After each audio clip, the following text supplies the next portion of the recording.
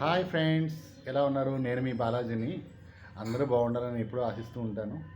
అయితే మేము రీసెంట్గా మన ఈ పికిల్స్ అట్లాగే కారం పొడులు స్నాక్ ఐటమ్స్ తెప్పించామండి. ఇది రాజమండ్రిలోనే ఉన్న మా అక్కయ్య గారు వాళ్ళు స్వయంగా చేయడం జరుగుతుంది. వీటి గురించి మీకు డీటెయిల్స్ చెప్తాను, ఒకసారి చూద్దరు కానీ. ఇది ధనియాల పొడి అండి, ధనియాల ఇడ్లీ కారం పొడి అని, అలాగే కంది పొడి, నువ్వుల కారం పొడి, కరివేపాకు పొడి, కాకరకాయ పొడి, అవిసె గింజల పొడి.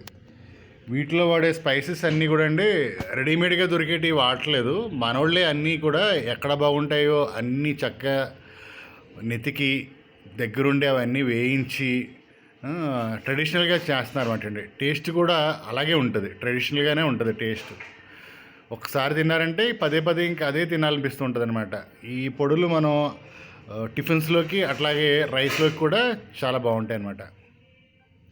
అలాగే పచ్చళ్ళండి, అల్లం పచ్చడి, తర్వాత నిమ్మకాయ పచ్చడి, గోంగూర పచ్చడి, ఉసిరి పచ్చడి. ఈ వెజిటేరియన్ పచ్చడిలో ప్రస్తుతానికి 4 ఐటమ్స్ వచ్చినాయండి మన దగ్గరికి. దీని ప్యాకింగ్ కూడా సీల్డ్ ప్యాక్ వస్తుందన్నమాట.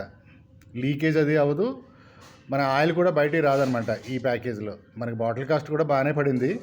క్వాలిటీకి ఎక్కడ కూడా కాంప్రమైజ్ అవ్వకుండా చేయడం జరుగుతుంది అనమాట అండి. అలాగే నాన్ వెజ్ పికిల్స్లోని రొయ్యల పచ్చడి అండి, అలాగే చికెన్లో బోన్లెస్ బోను 2 ఉన్నాయండి మన దగ్గర. ఇంకా ఫిష్ పికిల్ కూడా వస్తుంది. అలాగే బై ఆర్డర్ మనకి సీ ఫిష్ ఫుడ్ పికిల్స్ కూడా తయారవుతాయి బై ఆర్డర్. అలాగే స్నాక్ ఐటమ్స్ అండి, ఇవి వచ్చేసరికి గులాబీ పూలు అంటాం కదా అవి, అలాగే మిక్చర్ అండి, ఇది అటుకుల మిక్చరు, ఇదేమో మామూలు మిక్చర్ అనమాట అండి. ప్యాకింగ్ లీకేజ్ కాని ప్యాకేజ్ అండి, గాలి కూడా వెళ్ళకుండా దీన్ని ప్యాక్ చేయడం జరిగింది. ఇది రిబ్బన్స్ అండి. అలాగే జంతికలు, ఇది కాకరకాయ ఫ్రై అండి. ఇది కూడా ఒక స్నాక్ ఐటమ్ కింద తీసుకోవచ్చు, టేస్ట్ బాగుంటుందండి.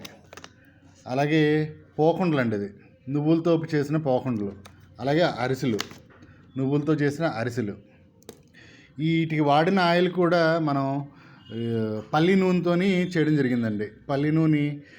పల్లీలు మనం బయట తీసుకొని వాటిని గానుగులో ఆడించి చేయించడం అనమాట. అందుకని టేస్ట్ ఇవి ఏది తీసుకున్నా సరే కానీ చాలా బాగుంటుందండి. ఒక్కసారి టేస్ట్ చేస్తే మళ్ళీ మీరే చెప్తారు పదే పదే, అంత బాగుంటుంది.